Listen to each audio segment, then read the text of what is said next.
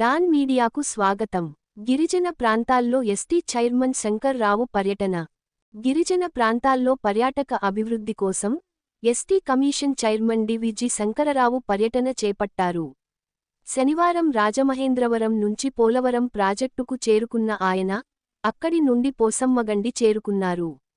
Polavaram MLA Chirri Balaraju, Rampachodavaram CI Sai Prashant, Polavaram CI Bala Sureshbabu స్వాగతం పలికారు.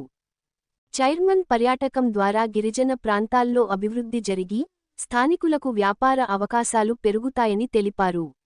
గిరిజనుల అభివృద్ధికి తన వంతు సహకారం అందిస్తానని హామీ ఇచ్చారు. పర్యటనలో పాపికొండలు, పేరంటపల్లి శివక్షేత్రం, గిరిజన గ్రామాలు, భద్రాచలం, పర్ణశాల ప్రాంతాలను సందర్శించారు. విశ్వసనీయ వార్తల సమాహారమే మన డాన్ మీడియా.